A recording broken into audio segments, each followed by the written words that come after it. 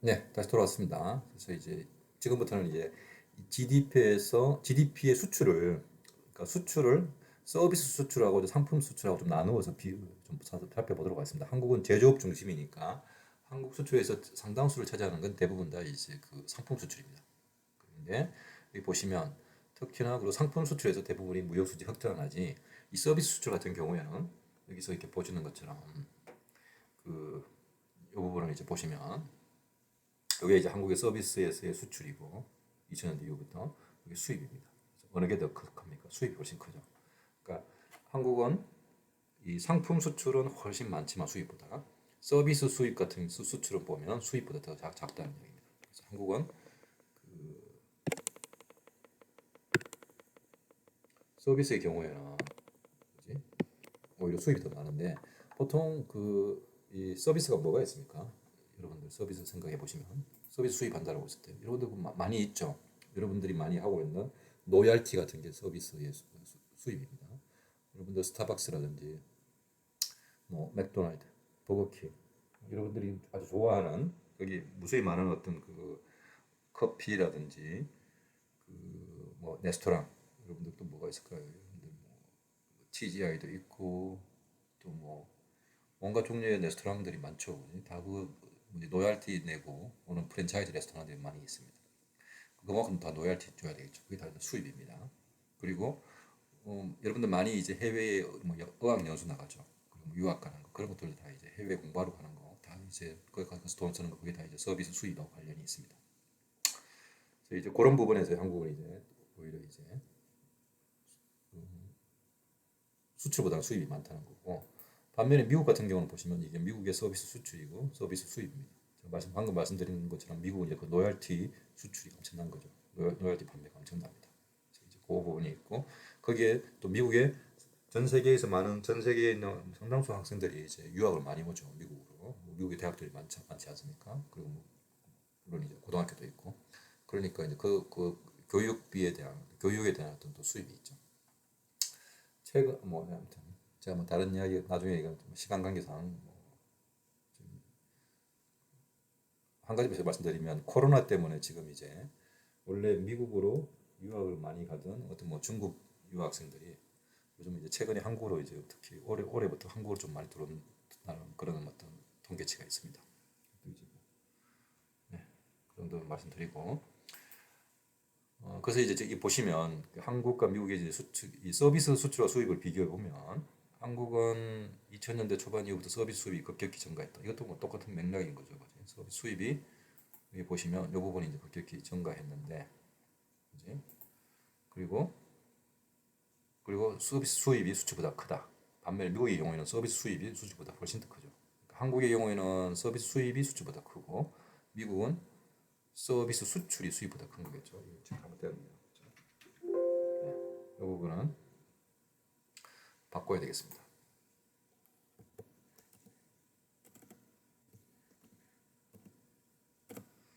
보시면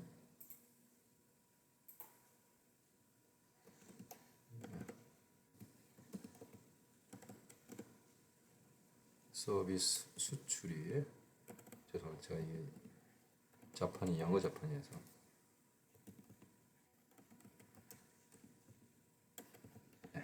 수출이 수입보다 더 이제 큰 거죠. 그 이유에 대해서 한번 생각해 보십시오. 이 부분은 제가 이미 말씀드렸죠. 그죠? 그 서비스 품목을 보면 대부분 금방 이제 이해하실 겁니다. 그리고 2000년대 초반 이후 서비스 수입이 급격히 이제 증가했던 것들은 또 그런 거 관련이 있습니다. 여기 보시면 2000년대 초반 이후 서비스 수입이 급격히 관련했는데 2000년대 초반 이후부터 뭐 그런 게 또 많았습니다. 프랜차이즈 관련되어 있는 것들에 대한 어떤 수입이 굉장히 많았습니다. 보시면 여러분들이 지금 다 보고 있는 뭐 스타벅스라든지 뭐 그런 부분들이 다 이제 요 기간 동안에 이제 많이 들어와 있었습니다. 그전에 90년대에는 거의 좀 많이 많지 않았었고요. 이제 그런 것들이 다 영향을 미쳤겠죠. 네. 그다음에 이제 마지막으로 그 순수출입니다. 이거는 순수출이라는 거는 제가 무역 수지 이야기했던 건 뭐냐면 수출 빼기 수입이죠. 근데 한국은 보시면 2000년대 초반부터는 무역 수지가 이제 파지적 흑자입니다. 반면에 이제 미국은 거의 대부분의 기간 동안에 보시면 무역 수지 적자죠. 그래서 보시면 2000대 중반에 무역 수지가 흑자이고 반면에 미국은 무역 수지가 적자입니다. 그리고 이제 특히나 2014년 이후부터는 그 적자 폭이 지속적으로 증가하고 있는데 무역 수지가 왜 한국은 흑자일까요? 지금 이 부분. 그다음에 미국은 왜 적자일까요? 이런 부분들에 대해서 이제 나중에 여러분들 이제 공부하실 시간들이 또 뭐 있을 겁니다.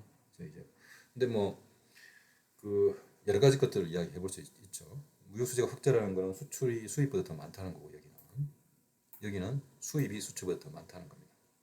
뭐 어느 게 꼭 좋다 나쁘다는 건 없습니다. 그래서 이거는 이제 내가 물건을 많이 팔았다는 거고, 그지? 지금 올해 얘는 이제 자기가 만든 물건보다 더 많이 이제 빌려왔다는 건데, 더 많이 이제 사왔다는 건데,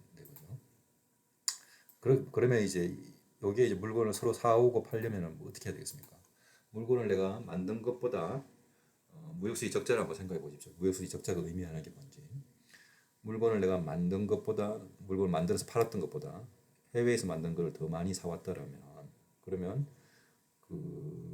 그게 이제 어떤 의미가 있겠습니까? 그러면 그 해외에서 더 많이 만든 해외에서 만든 물건을 더 많이 사오려면 뭐를 해야 됩니까? 뭔가 그 돈의 조달원이 있어야 되겠죠. 그 돈이 조달하는 거 결국 뭡니까? 내가 가지고 있는 자산을 그러니까 외상으로 하진 않으니까 자산을 팔아야 되겠죠.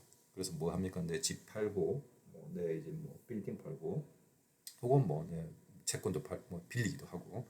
그래서 이제 미국 국채 채권이 상당히 많은 채권 중에 미국의 이제 그 미국 정부가 발행하는 채권이 이제 일종의 이제 그 차용 증서입니다. 그 돈 빌리는 거죠. 그거를 그 중에 상당액을 어디가 보유하고 있습니까? 중국 이제 중앙은행이 보유하고 있죠. 다르게 얘기하면 미국이 중국으로부터 물건을 많이 사왔는데 아까 데이터에 보시는 것처럼 그 돈의 그 물건 값의 일부는 뭐 했다는 겁니까? 외상으로 사온 거 똑같은 거죠. 그 뭐지 자기 이제 돈 빌려서 사온 거니까 중국은행이 돈 빌려서 그렇게 해석할 수도 있고 혹은 이제 뭐 여러분들이 이제 중국이 미국에서 물건을 많이 그 무역수지 흑자를 내면서 미국에 있는 어떤 기업들도 많이 사고 그랬죠. 뭐 IBM도 사고 어떤 공장, IBM 어떤 공장도 사고 또 뭐 미국에 있는 어떤 건물들도 많이 사고 그랬는데 그건 뭡니까? 미국 중국이 이제 미국에다가 물건 팔고 판 돈으로 그 돈으로 이제 사는 거겠죠. 그치? 이런 식의 의미를 가지고 있습니다. 무역수지 적자라는 게. 뭐이 부분들은 제가 나중에 이제 여러분들이 우리 오픈 이코노미를 배우게 되면 그때 조금 더 자세하게 이제 말씀을 좀 드리도록 하겠습니다. 그래서 이제 마지막으로 이제 수출과 수입을 결정하는 거. 그러니까 무엇인지에 대해서 이제 한번 여러분들 생각해 보죠. 이런 것들은 이제 나중에 이제 그것이 이제 모형을 이제 여러분들이 이번 학기에 배울 수 있을지는 없을지는 모르겠지만 그때 이제 하나씩 살펴볼 겁니다. 수출을 결정하는 게 뭔지 그리고 수입을 결정하는 게 뭔지 이런 거는 한국 사람 입장에서는 굉장히 중요한 거죠. 그지? 뭐가 좋아지면 수출이 좋아질까? 뭐가 나빠지면 수출이 나빠질까? 이 수출에 영향을 미치는 게 주되게 뭐지?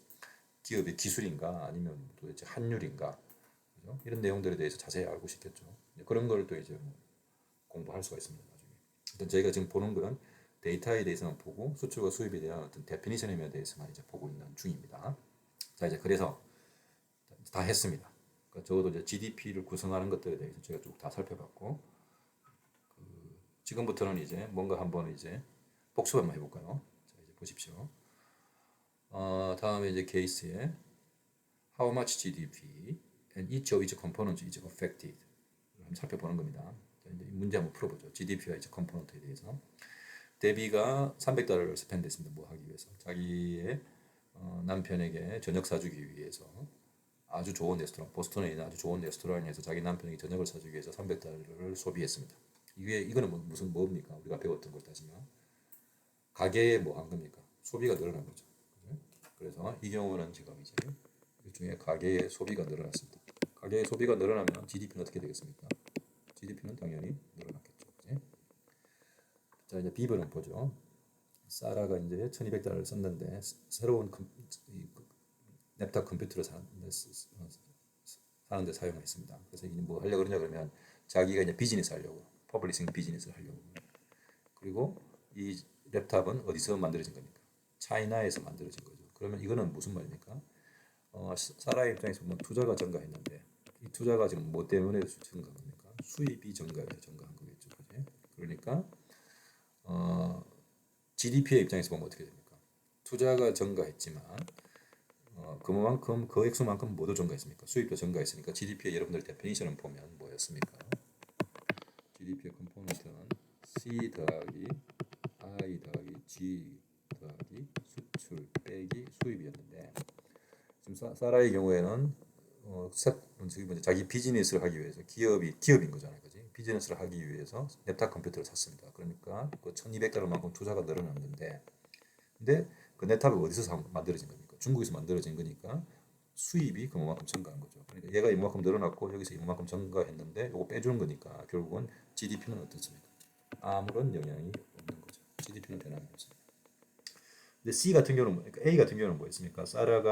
데비가 자기 남편을 위해서 보스턴에 있는 레스토랑에서 저기 뭐지? 저녁을 사준 거니까 이건 수입에 상관이 없겠죠. 그러니까 소비가 증가하고 그다음에 이게 GDP가 증가한 겁니다. A 같은 경우에는. C 보죠. J는 이제 자기의 이제 어떤 비즈니스에 사용할 수 컴퓨터를 이제 800달러 주고 스펜드했습니다.